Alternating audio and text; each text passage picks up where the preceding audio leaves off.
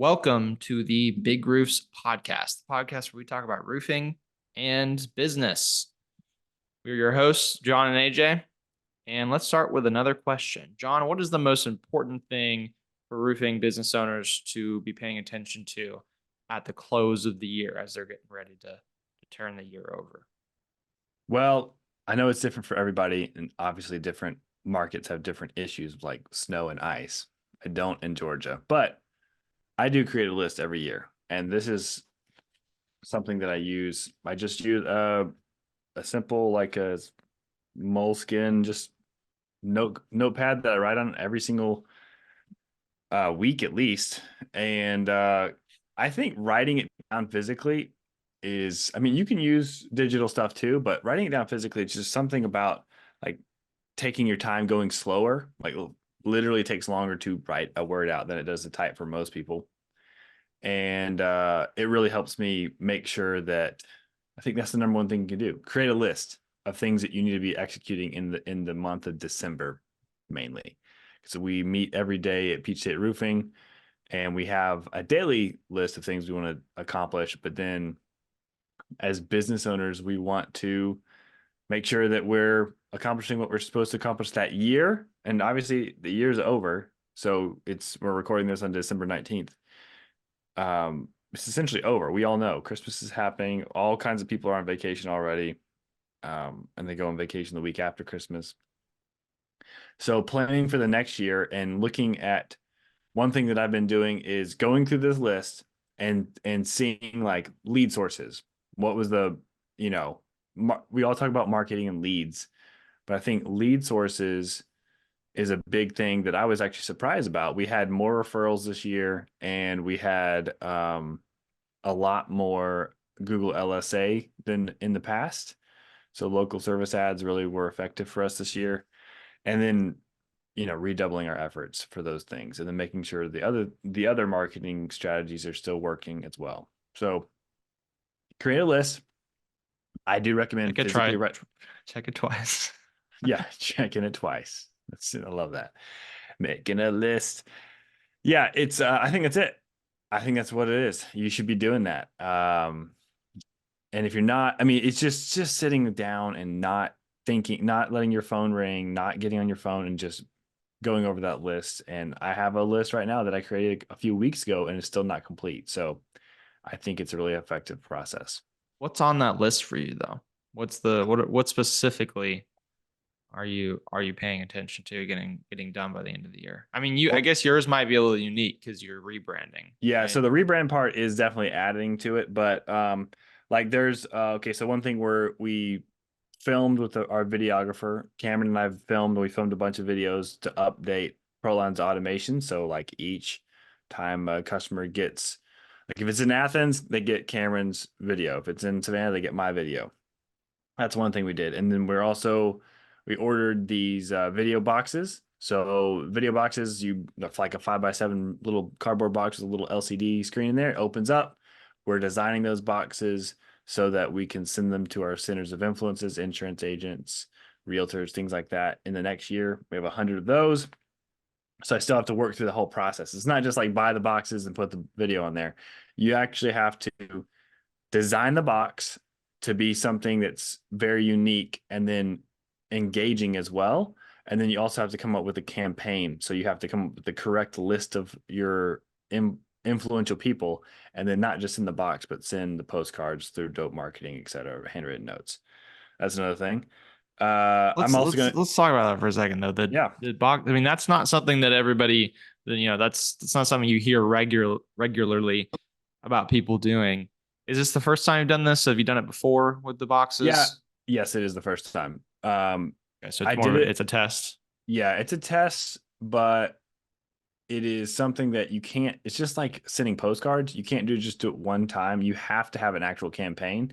So the video boxes go first, give that wow factor so that hopefully when the postcards and the handwritten notes come throughout the year, if it's the office manager or the actual influential person, they actually pay attention. Even if they just look at it and then throw it in the trash, they at least have a reminder, top of mind kind of reminder deal. So that's definitely one thing I'm doing unique for 2024.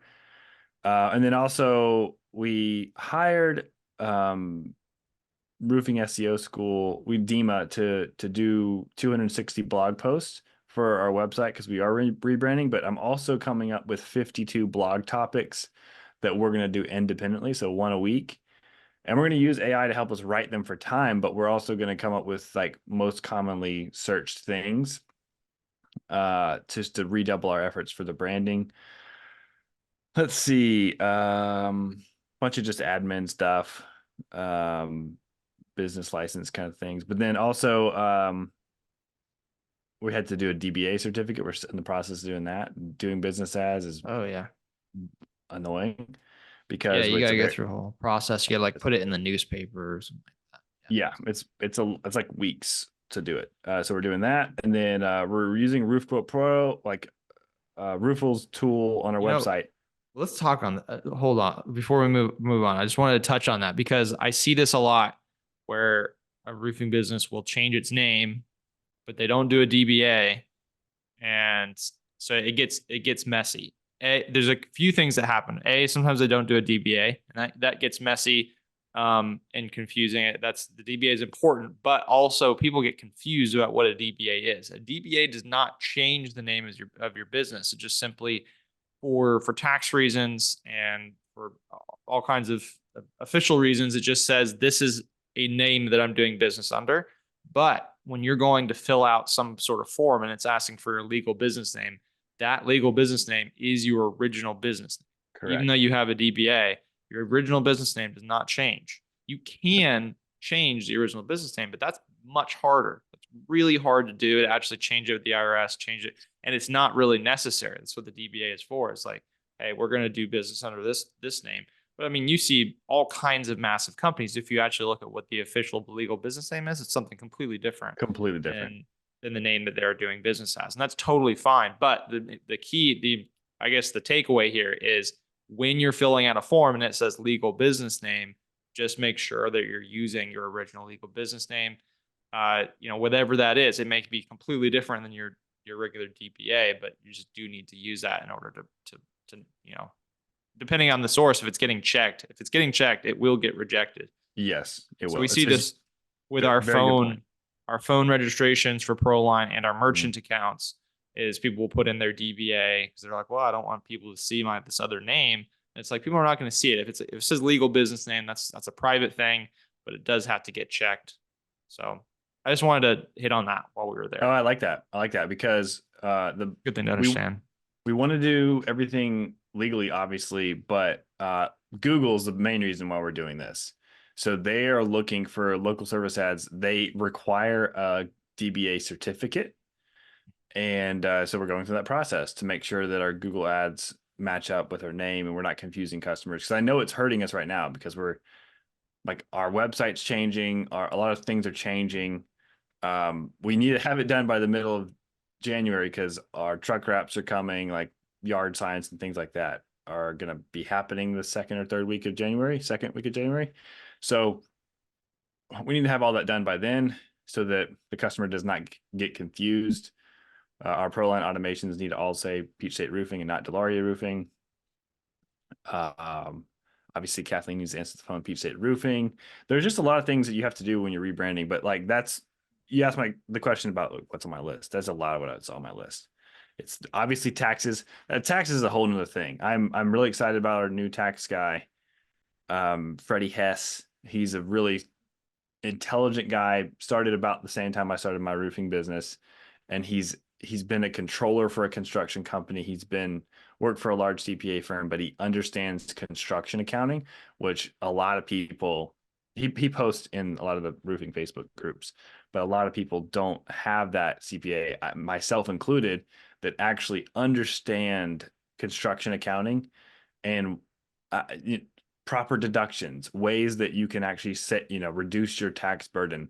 It feels like to me that most tax professionals don't really look proactively for ways that construction company owners can actually have deductions.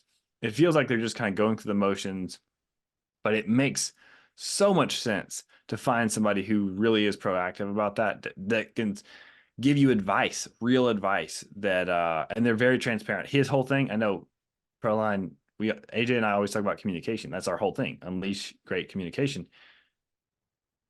This is what this guy's whole thing is. He's like, look, I know, because that's my experience, is that I had a corporate accountant that I would email them, call them, and they'd never respond.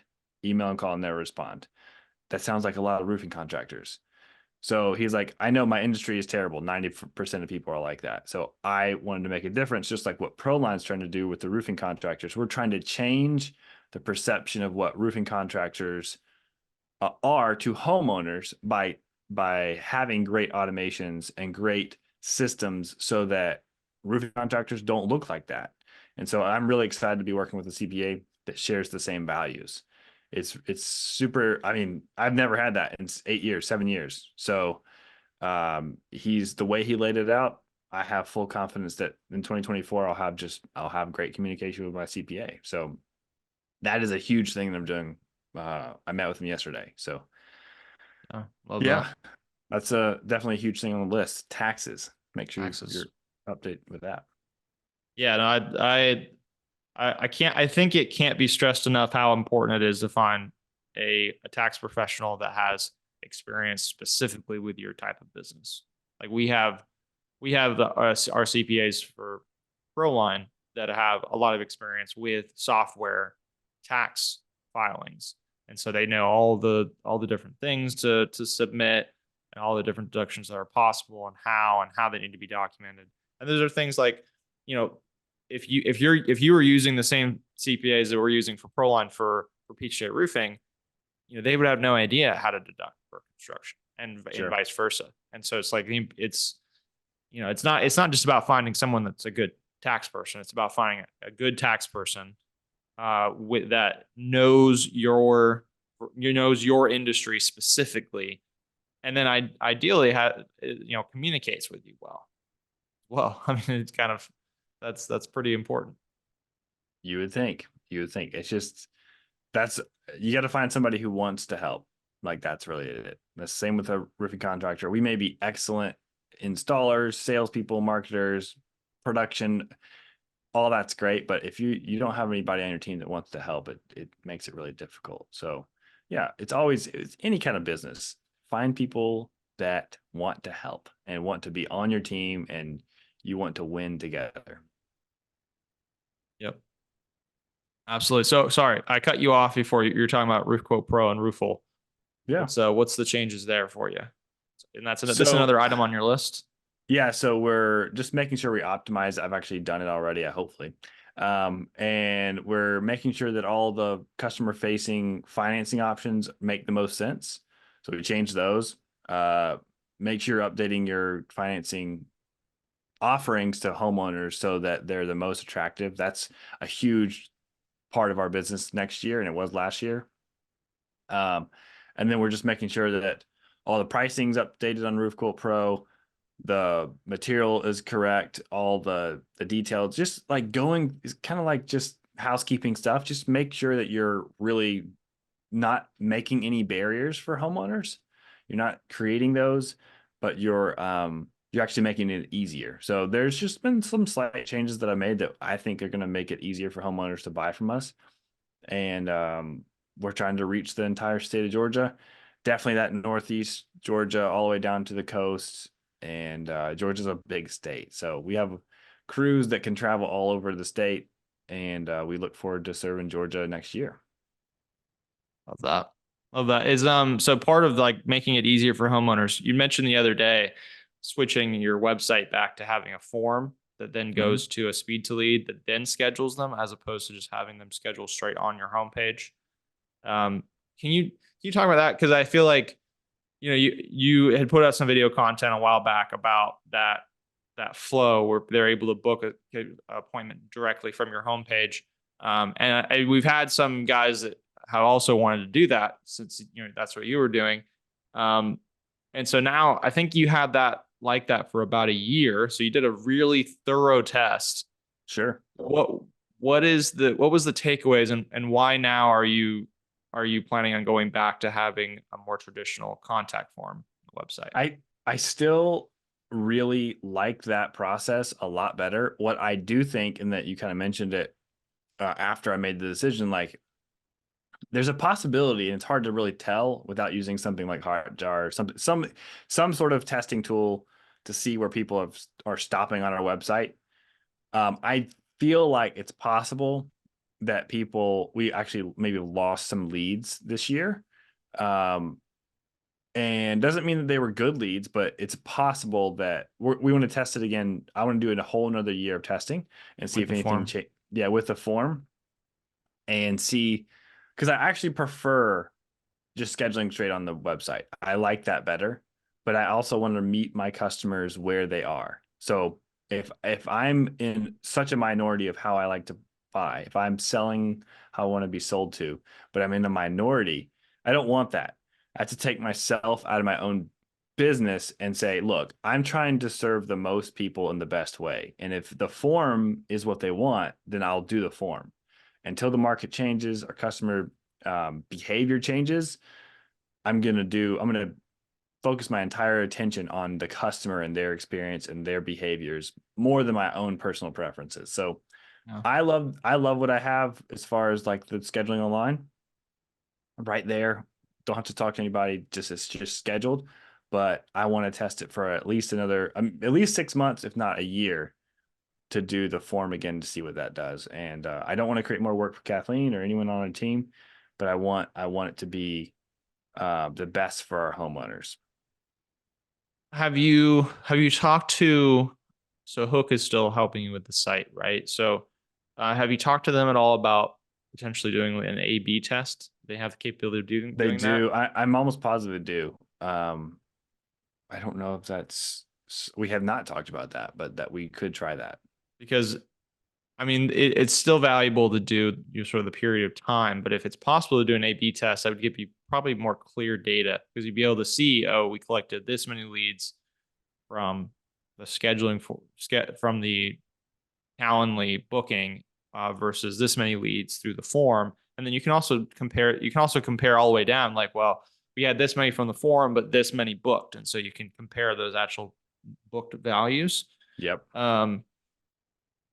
Yeah, I would maybe talk to them about that and see if that's a possibility rather than completely switching, because we can leave that scheduling form connected up to your ProLine account just like it is, but then Yep. can also connect a form. So it'll work fine from that end of things, and then you could do a split test. I think yeah, I just don't know with what they're using. Can't remember the back end of the WordPress that they're using. Rocket Is that what forms, it's called? gravity forms. Well, it's Gravity Forms, but the Calendly is not with Gravity. It's separate. It has to do with the theme that they're using. Oh, got Um, it. but yeah, I would check with them and see if that's possible. It might not be possible, in which case what you're planning on doing is your best path forward. But as a former website designer, that was my first thought is, I wonder if there's a way to just split test it. Yeah. Oh. Cool. So anything else on the list, or is this the list? There's a whole lot of things. I mean, to recap, make sure you're refocusing your efforts on the marketing that worked in 2023. Like really look at easy way that I did that was like just go through contracts that we are paid and closed, and then review how you got those leads and how you sold those jobs. It was not that hard to do. You should, even if you don't have like a proper CRM, you can remember and you can ask your team, hey, how do we get this? Was it X, Y, or Z? And then refocus your efforts on those marketing things. That's number one. And then come up with new innovative way to market, like the video boxes, and then really get a good tax person, somebody who cares about your business, cares about construction accounting. Those are kind of the top things that I'd be focusing on moving forward: sales, marketing, and accounting. So sell work, do work, keep score. It's all that Stuff. Yeah, we have that's one of the things I'm excited for in the next year with ProLine, and it could be very soon. I don't have it's getting close to the top of the list to work on next. And that is full lead source tracking. So we have lead source tracking through tags Yeah. right now, and that's what our users are currently doing. And that works. Like, you're going to be able to look at the project and figure out, the lead source, like where it came from. But I really want to add full lead source tracking back to the contact from the place that it came from. I really like a standalone system for lead tracking that goes into all of the reporting and stuff like that. So that's going to be really exciting. And my goal is to get that done really soon so that people can benefit from that in 2024 and at the end of 2024 looking back. So that should be it's near on the radar. All right. Well, so this is Episode our 7. last episode before Christmas. Yep. And so yeah, what are you most looking forward to this week with the holiday? I want to get things done, so I'm looking forward to getting this list done. I want to get it done so I feel good to be able to relax and enjoy things. I'm probably going to try to play a lot of video games. So I don't get to do that very much. And my kids have taken all my stuff, which is fine. They love it. They build Minecraft. They built this whole city yesterday in Minecraft. But yeah, I love that. I made a post yesterday in social media about like all of I want to actually get it right. It's like all of our punishments as kids. They were like my goals now, which is like can't stay up late, can't go to people's houses, and like stay at home. That's what I love. I just love. That's just me. I love being at home. I love getting to have a relaxing day. Oh, I love going to the gym too. I love going to the gym. That's like my only hobby that I do. And exercising, relaxing, getting recharged for next year. Very excited for next year though. Like the team is ready for ProLine and for Peach State Roofing. We're really excited. Nice. What game are you playing currently? I'm playing Fortnite. I've been back to Fortnite. Back to Fortnite. Oh. Yeah, because they've updated a lot of it, it makes it more fun. Yeah, they've but made definitely massive Apex changes. Definitely Apex. I played that a lot, and then I also played a lot of Call of Duty, but they've changed it so much I don't play it very much. I played Call of Duty for a long time. Yeah, I've heard the new one was a bit of a money grab, but I don't know. Different opinions on that. I am a hard. I love Apex. Apex is my go-to. And they have crossplay now, so I think if you're playing on your Xbox, they have crossplay. That's pretty they have sweet. crossplay now. Yeah. Yeah. I don't know exactly how that works. I feel like well, PC players have an advantage, but yeah. Even when I went and played one time at your like PC place, I was like, oh, if I get good at this, I will be way better at this game with keyboard and mouse. And yeah. I do feel like a lot of people in the roofing space too. There's so many hidden. I know Brent Simmons, he's like a closet gamer, and his wife. Yeah, there's so many closet gamers in the roofing space because they're like embarrassed. Like, dude, it is like my therapy. That would be the other hobby if I could actually do it. That would be my other hobby if I had time. I'm so tired tonight. They're fun.